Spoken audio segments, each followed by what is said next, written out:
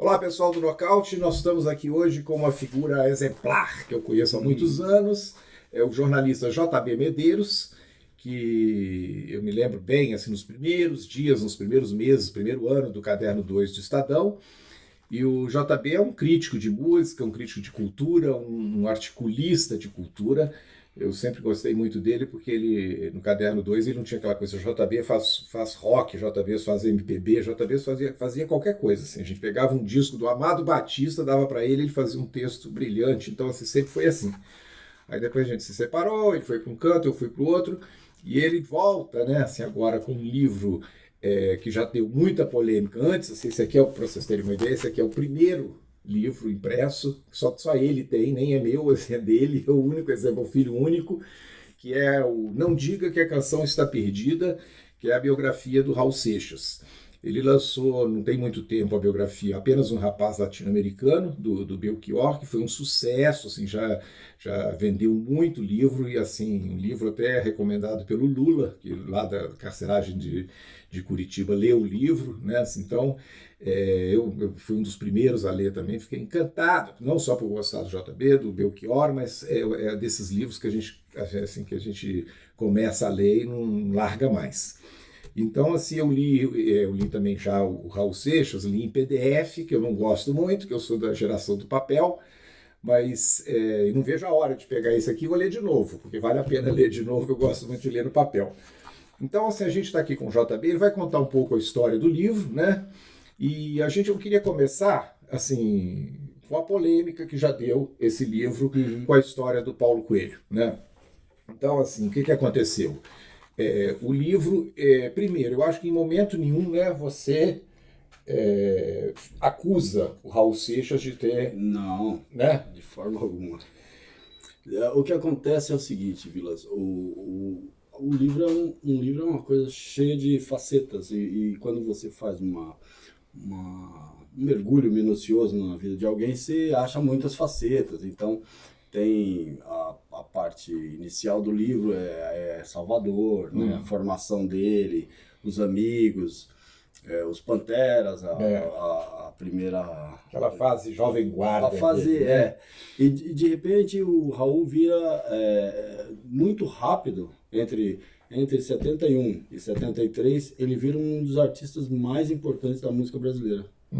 E ele mesmo ele inventa a si mesmo, digamos assim. Então, você pega, por exemplo, o disco Sociedade da Gran Ordem Cavernista, com a Miriam Batucada, Edi Starr e o Sérgio Sampaio. Você pega canções como Dr. Pacheco, que tem, sei lá, abre como se fosse uma música do Pink Floyd, termina como Beatles, e tem uma crítica social muito, muito, muito bem fundamentada sobre um certo personagem da elite brasileira e tal. Você fala, pô, como é que esse cara surgiu? E eu ficava pensando nisso, falei, de repente ele se tornou Raul Seixas. Então, eu examinei todos os aspectos da vida dele. Eu não estou dizendo que eu fiz o trabalho mais exemplar do mundo, ou que é a única biografia que se pode fazer, mas é uma exigência minha fazer um trabalho de investigação minucioso. A parceria dele com o Paulo Coelho é uma parceria, eu reputo como uma das mais férteis da música brasileira. Eu acho que é difícil alguém discordar disso. Muito, muito sofisticadas, letras muito... É o Lennon McCartney. Né? Exato, é o nosso Lennon e McCartney caboclo, assim, a nossa parceria. E só que, num determinado momento, eles se estranham. E é cheio de evasivas nessa relação a partir dali. E esse período coincide com um endurecimento da repressão contra os dois, não só contra o Paulo. O Raul foi muito perseguido. Ele é um dos caras que tem mais letras censuradas pela ditadura. Então eu precisava ver o que aconteceu ali. Eu não estou em nenhum momento sustentando que o Raul dedurou o Paulo. O Paulo delatou a mulher dele porque foi obrigado a isso, né? Preso. Mas isso eram circunstâncias muito sombrias, muito misteriosas, e também cheias, carregadas de paranoia. Tudo era, na época, tudo paranoia era assim, e terrorismo psicológico. Então, mas é fato que os dois se estranharam, é fato que os dois romperam. Eu precisava examinar isso. Ou então eu faria uma biografia manca, uma biografia chapa branca, percebe? Idólatra. Eu não sou desse tipo de autor. né? Apesar do custo disso, de investigar, ser um pouco alto às vezes. Eu acho que você fez assim, quer dizer, voltando lá ao Lennon McCartney, o que aconteceu que Lennon McCartney pararam de compor, né? Ah, foi a Linda McCartney, foi o Yoko Ono. Se alguém investigar e falar, não, exatamente o que... Porque as pessoas falam, não, eles se estranharam ali e tal, romperam, acabou os Beatles, né? Mas assim, eu acho que tem uma história por trás. Sim. Eu queria que você explicasse uma coisa pra gente, JB, que é o seguinte... Eu tenho aqui, né, uma parte aqui na página 175 do seu livro, que fala assim: era um resumo do depoimento de Raul Seixas no mesmo departamento, só que a conclusão da polícia continha pressuposição de que o cantor teria colaborado com as prisões de Paulo e Adalgisa, né? Aí, eu tenho aqui esse documento, que eu acho que, não sei se é a ele que você se refere, eu acho que sim, que na verdade não é um depoimento do Raul, é uma ficha policial, né? Que ele cita aqui a historinha, não como assim, esse aqui é um depoimento do Raul Seixas, é uma ficha policial, e que cita o nome dele aqui tá tão é um Geraldão, né? É conhecido como Geraldo, né? Quem delatou, teria delatado Adalgisa. Douglas Alberto Milne Jones, né? Que aparece inclusive no relatório Brasil Nunca Mais, aqui como arquiteto e como os atingidos. Aí, inclusive o Douglas está aqui no Facebook, ele continua ativo lá no Facebook, a gente encontrou ele no Facebook. Você chegou a ouvir o Douglas, não, assim, porque fala que foi o Douglas, né, que foi o primeiro a... Não ouvi o Douglas. Não. Eu, nesse caso, o que parece ali? Tem uma não sei se você leu a parte que eu falo do policial. Esse policial que ele era especializado em perseguir as pessoas da contracultura ali. Então, por exemplo, ele a Black Music, que tinha relações, ele achava que tinha relações com os Panteras Negras americanas, ele era o cara que fazia essa, inclusive que se infiltrava em shows, que se infiltrava nesses eventos assim. Então tem um perfil do policial e diz qual é o tipo de pressuposição que ele fazia, qual era o tipo de sugestão que ele fazia entre os hippies, que ele chamava, com P só, e a subversão, que ele considerava, né? Então, esse é o policial que faz essas afirmações, que faz esse papel. Ele fala de um relato do Raul explicando por que o Roberto Carlos não tem relação com Ouro de Tolo. Se você ler o documento, tem essa relação. Que o Raul explica que Ouro de Tolo não é uma crítica ao sistema. E o Raul, em tese, esse diálogo não está em periódico algum. Então, supõe-se que o policial, pressupõe, como diz o livro, que o policial ouviu o Raul sobre esse assunto. Em que circunstância? Isso eu não estou dizendo, porque eu não sei. Não é verdade que eu estou dizendo isso. Eu digo que há um documento e que esse documento relata isso. E que no final do documento ele diz, por intermédio do compositor, chegaremos ao Paulo Coelho e a Adalgisa. Do Partido Comunista e tudo. Eu acho que esse documento ele está disponível há 30 anos, a mais, né? Há mais de 30, 45 anos. Há 45 anos. E ninguém relata ele em livro algum. Por que será? E tinha que estar no livro, né? Tinha que estar no livro. Ele tinha que ser cotejado com uma série de acontecimentos. Agora, o livro, você lê o livro, ele não fala só desse documento. Ele fala do documento e de uma série de fatores, uma série de fatos. Hoje, por exemplo, eu vi um texto de umas pessoas dizendo o seguinte, que o Raul não pode ter brigado com o Paulo naquele momento, porque eles embarcaram em seguida para os Estados Unidos, foram exilados, como diziam, né? Não é um falso exílio. Eles não embarcaram juntos. O livro diz isso. Ninguém diz isso. Pois então tem uma... Então é uma sequência de fatos. Eles embarcaram separados. Agora você, JB. E eles não se encontraram nesse período. Agora, Mais de você, um ano. pessoalmente, você, assim, você acha que, assim, não é assim, o JB acha que ele entregou, não. Certo. Mas qual que é a sua opinião sobre essa história? Você acha, assim, que é confusa, que não, ele, eu, particularmente, não acredito muito que Raul Seixas chegou lá e entregou o Paulo Coelho. Eu não acredito, mas eu não sei. Vai ver que entregou, né? O Raul, ele não foi preso, nem torturado. O Paulo foi. Os depoimentos do Paulo e da Dalgisa, eu colhi nos arquivos no Arquivo Público do Rio de Janeiro. Eu não vi em lugar nenhum isso. Sei. Nem do Paulo, nem da Dalgisa. Eles não estão em livro nenhum. E nesses depoimentos, eles inquirem os dois a respeito de... Eu só não falo mais disso no livro, porque o livro não é sobre isso. O livro é sobre Raul Seixas. Percebe? E o Paulo, embora tenha um papel preponderante ali, se eu entrasse na questão do depoimento do Paulo, eu desviava o assunto, eu entrava na biografia do Paulo. Agora, deixa eu te perguntar assim, sinceramente, você ficou chateado com o Twitter do Paulo Coelho falando assim, esse JB quer vender livro?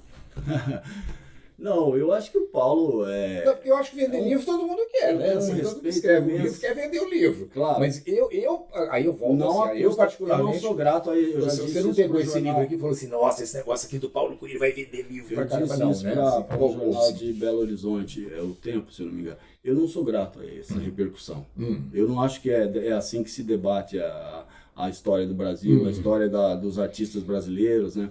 Eu acho que falta maturidade, falta as pessoas pararem, daí elas vão ler o livro, né? Que o livro, eu acho que foi queimado uma etapa também. Eu vi a sua resposta assim, gente, leia o livro, né? Assim, vocês não perceberam que o livro não é escandaloso, não é um artistas populares. Exato, foi queimado uma etapa, que é assim, o livro era bom ele ter chegado antes às pessoas, para as pessoas formarem opinião. E aí, um cara vai dizer, eu acho que o Raul fez isso, eu acho que o Paulo fez isso, eu acho que o fulano fez isso. O livro talvez abra para essas possibilidades, porque é uma obra aberta, é uma obra de exame de um relacionamento. Mas o livro, por exemplo, há muitos equívocos contados na história do Raul Seixas, né?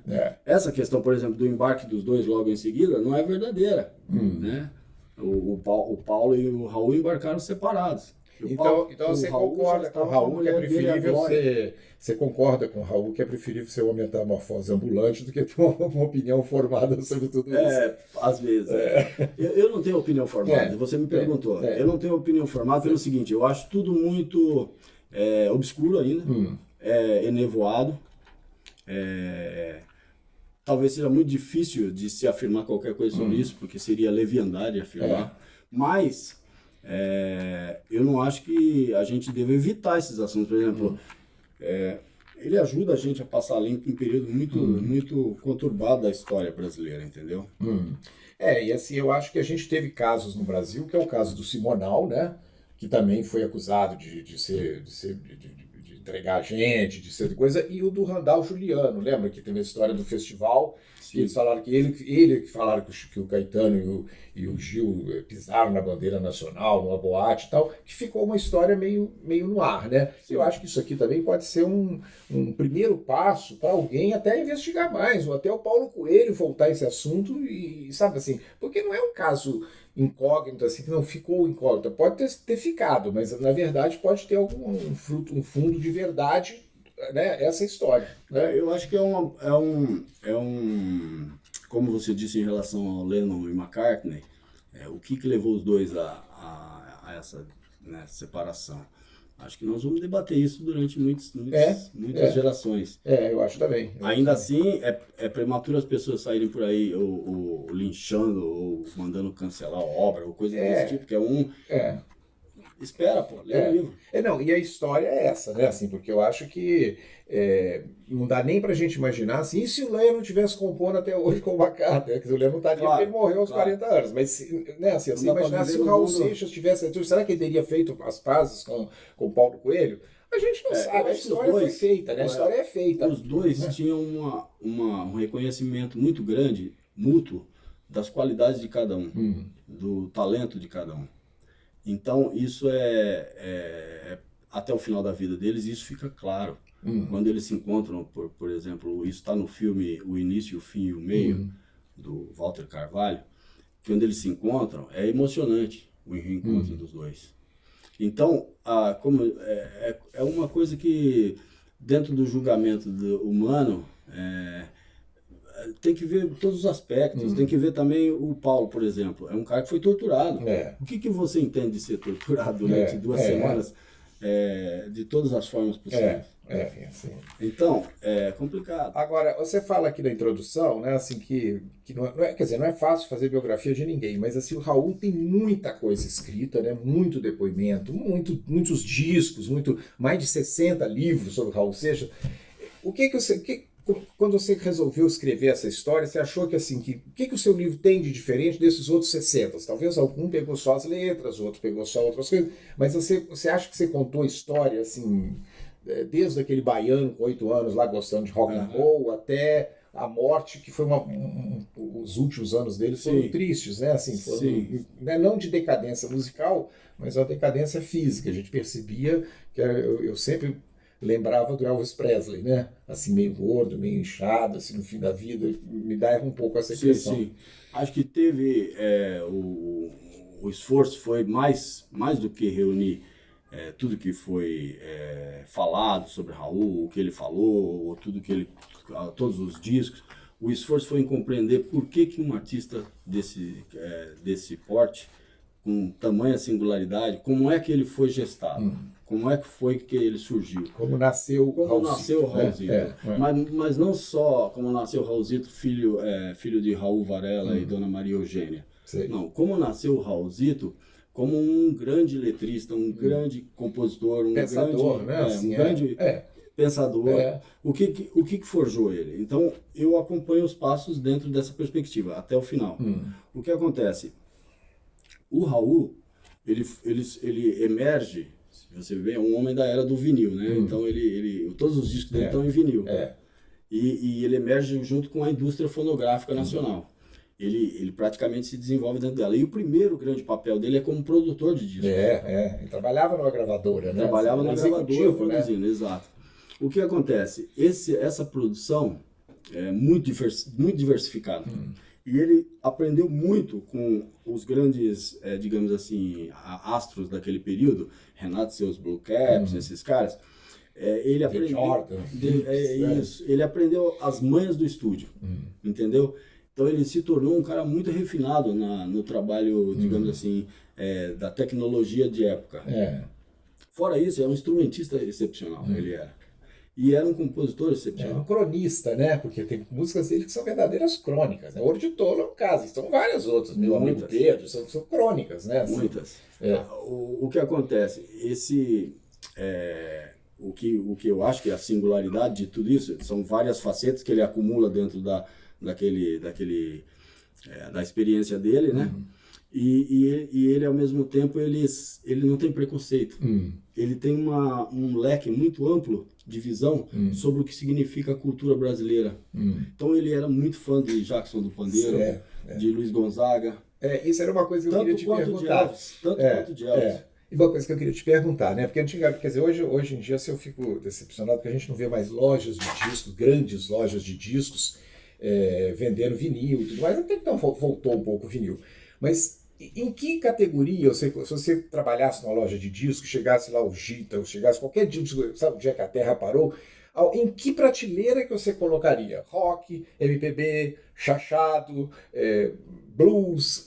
Você tem uma ideia? Porque eu sempre tive essa dúvida. Falei assim, gente, é rock. No Raul Seixas é rock.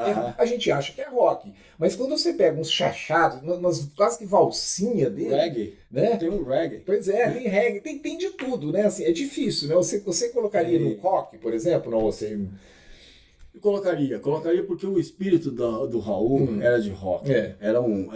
A fisionomia. Ele vestiu a primeira fantasia dele, foi quando ele subiu ao palco do Festival Internacional da Canção, que foi o que elevou ele ali ao olho público, como dizem nos Estados Unidos, né?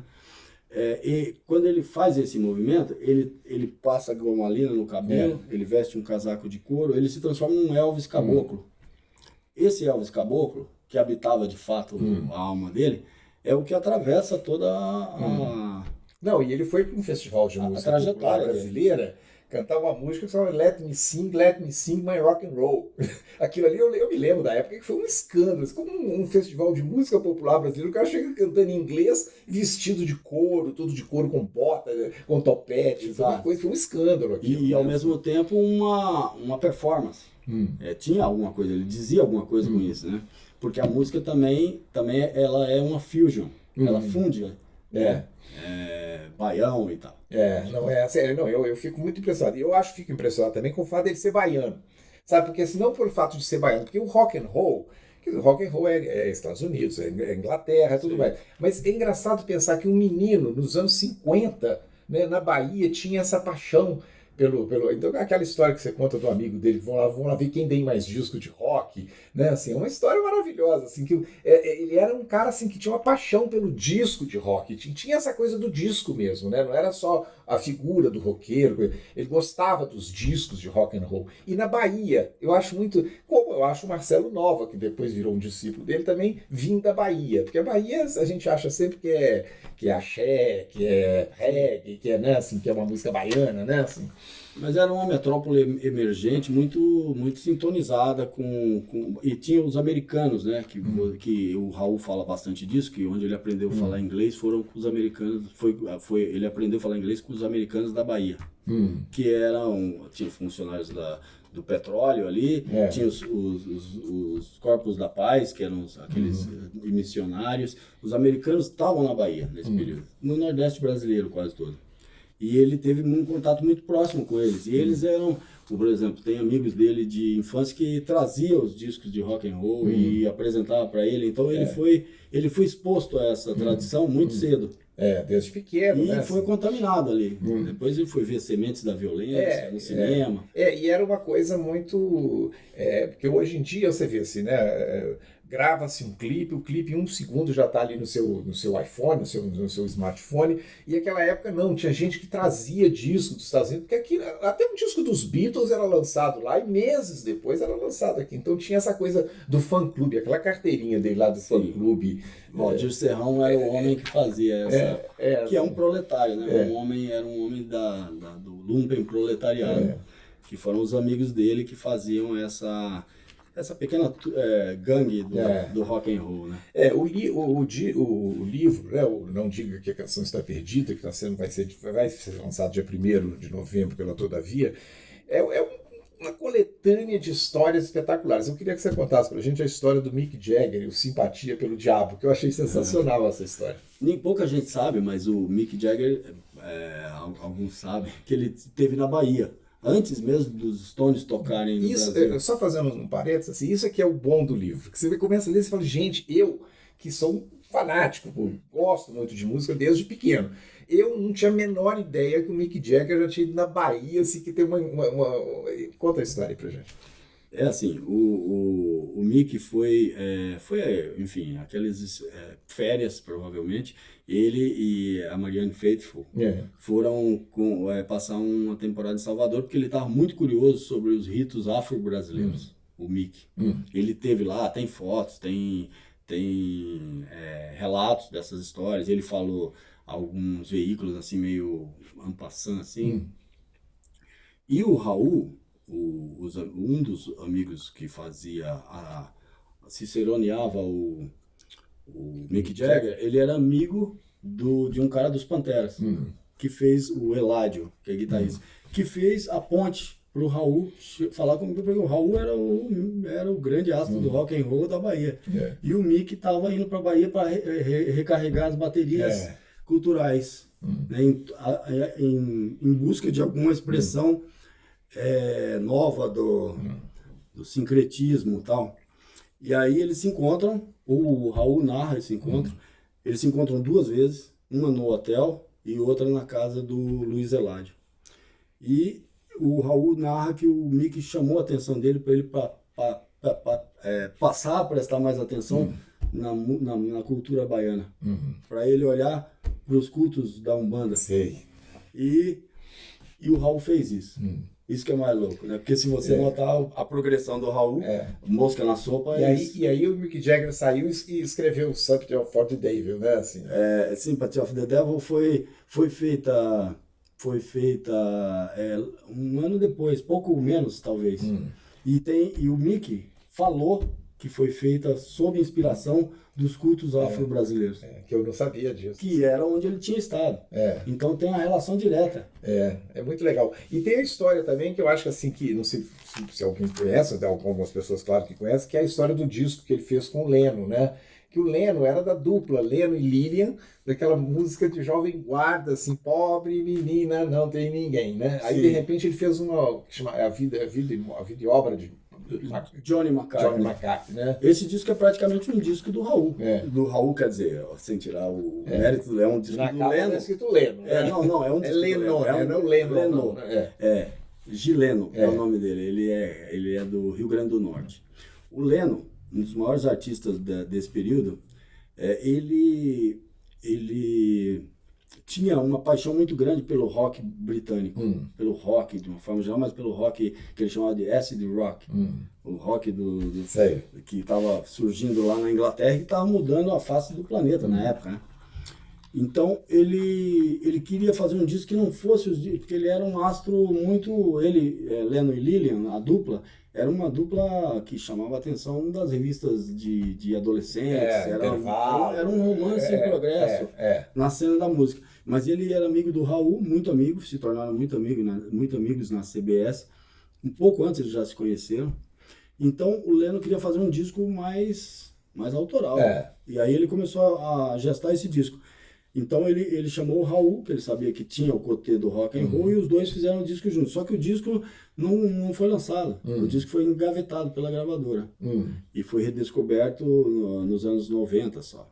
Na época não saiu o disco, né? Assim, na época que foi feito, não saiu. Eu acho que era uma coisa tão esquisita, tão estranha, o Leno, da dupla Leno e Lili, lançar um disco de rock com o Raul Seixas, que as pessoas iam assustar muito. O Raul toca, canta, compõe, acho que tem 6 ou 7 canções, talvez esteja exagerando agora, porque é muita música, né? Mas ele tem 5 ou 6 músicas no disco, que em parceria com o Leno. E essas músicas são a pegada de rock and roll. Rock total. Inclusive a capa, preta e branca, aquela coisa assim. Um disco fantástico. Um disco visionário também. Que mostra, por exemplo, como eu estava exemplificando antes, o leque grande de interesses do Raul. Ele chegou a fazer um disco de soul music também. Ele produziu um disco de soul. Que é Tony Frank, uma dupla Tony Bizarro. Muito bom, né? Assim. Muito bom. Agora, quando você lançou o Belchior, a biografia do Belchior, você fez algumas declarações falando que você estava estressado. Eu faço ideia que você pegar uma vida de uma pessoa e esmiuçando, escrevendo, e vendo se está bom, corrigindo, aumentando. Você falou que estava estressado, você não queria saber mais de biografia. Né? Assim, não quero pensar em ninguém, não. Aí você agora vem pouco tempo depois com o Raul. Eu quero saber qual que é a próxima. O Raul foi assim, eu não pensava em aceitar essa empreitada porque eu achava bastante difícil de fazer. Na noite em que me convidaram para fazer, não foi um convite, foi uma sondagem. Eu fui jantar com um amigo que é nosso amigo comum, inclusive, que é o Juvenal Pereira. Grande fotógrafo. E o Juvenal, eu falei, Juvenal, tem essa proposta, você acha? Ele é fãzaço dele. Fez umas fotos lindas do Raul, né? Do Caderno 2. Exatamente. Aí ele falou assim, pô, cara, faz, eu quero que você faça. Mas é difícil, cara, é muita suscetibilidade. Mas ele falou assim, eu fiz, em 88, eu estive na casa do Raul e ele me mostrou o diário dele. Ele abriu todas as páginas, eu fotografei todas.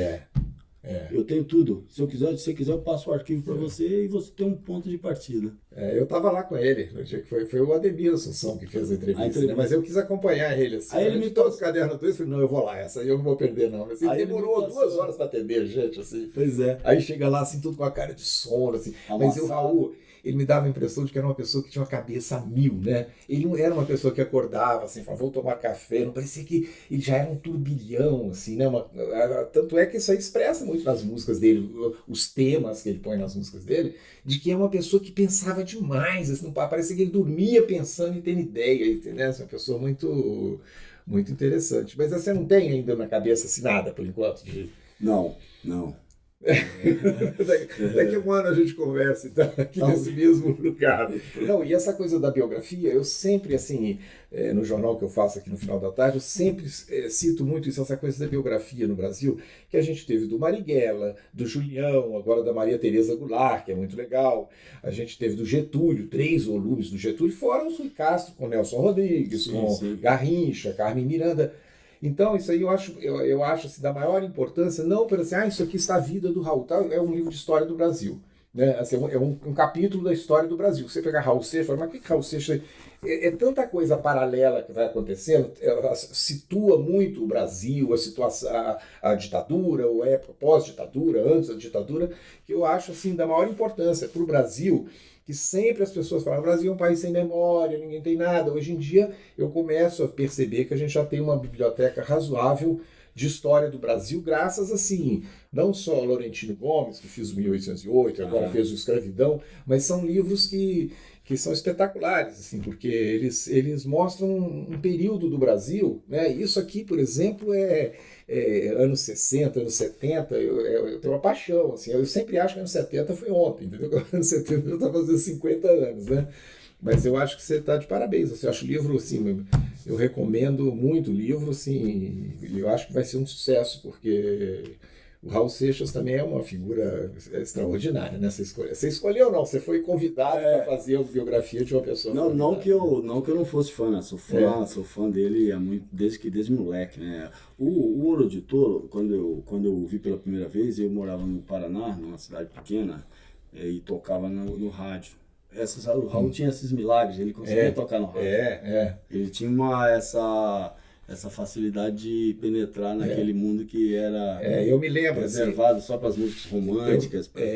Eu me lembro que eu ouvi o Ouro de Tolo, já tinha um ano que eu morei em Paris, 7 anos, sem voltar ao Brasil. E eu ouvi o Ouro de Tolo numa fita cassete que alguém levou, e eu fiquei tão impressionado. O que me impressionava na letra? Primeiro, aquela crônica, né?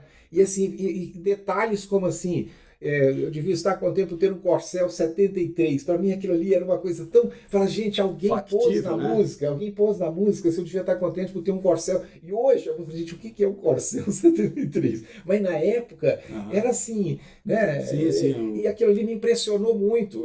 Foi uma das minhas trilhas sonoras dos anos que eu passei fora, assim, foi Ouro de Tolo. Eu ficava maravilhado, assim, maravilhado. E aquele disco que eu não sei se chama Começo, Meio, Fim, né? Que tem ele entrando no mar, assim, que são vários compositores. Que ali também, quando você vê os outros...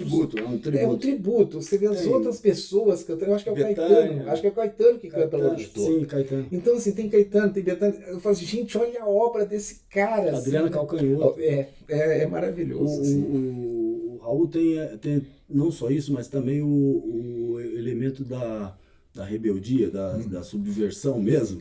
E aí sim, ele pode ser acusado de ser subversivo. Porque é o seguinte, por exemplo, você pega há 10 mil anos atrás, você vai lá, olha as músicas, tem uma chamada O Homem, que ele canta assim: eu vou subir pelo elevador dos fundos que carrega o mundo sem sequer sentir.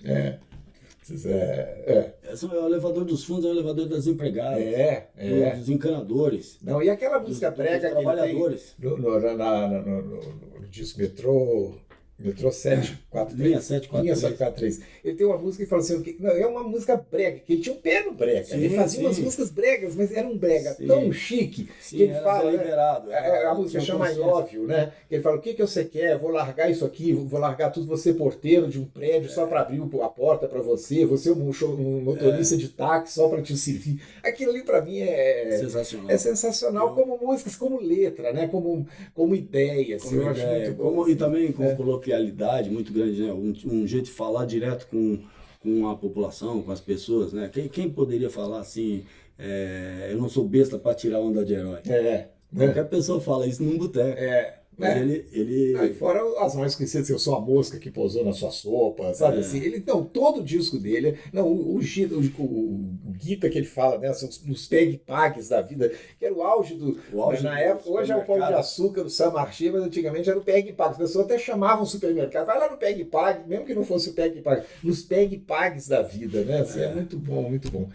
JB, eu queria assim que você sabe que o pessoal do Nocaute é antenado, assim, super conectado. você recomendasse, por que você acha que deve ler seu livro? E a gente despede da turma do Faça, você tem um minuto. Você cabotina agora. Você tem um minuto de propaganda pessoal. Eu acho o seguinte, o Raul viveu meteoricamente, ele morreu com 44 anos, mas tem uma obra muito extensa, muito pouco conhecida, porque, enfim, alguns discos não foram tão bem divulgados, tão bem sucedidos, alguns são considerados menores, né? Mata Virgem é um disco considerado menor, mas cada disco dele tem alguma coisa a ser pescada, tem muita coisa boa, tem músicas extraordinárias. Então, o livro, de certa forma, abre para que... Porque eu falo muito das canções, eu tento explicar, não todos os discos, seria impossível, né? O livro ia ficar desse tamanho, mas as músicas mais importantes, o contexto em que elas surgiram, os plágios do Raul também pode ser uma nova fonte de polêmica, né? Eu tento abordar todos e tento dizer quais são as questões que são inspiracionais, né? E quais as que são realmente empréstimos de outras canções. E tudo isso compõe um cancioneiro dos mais ricos que o Brasil já produziu. E não estou falando isso demagogicamente. É impossível não ficar fascinado por uma personagem como o Raul Seixas. Tá bom, é isso mesmo. Então é isso aqui, ó. Não diga que a canção está perdida, que tirou de uma letra do Raul, mas que eu acho que é a alma do livro. Assim, a gente recomenda, o Nocaute recomenda esse livro, tá? Grande abraço a todos, muito obrigado, JB. Obrigado pela sua presença aqui, foi uma honra para todos nós.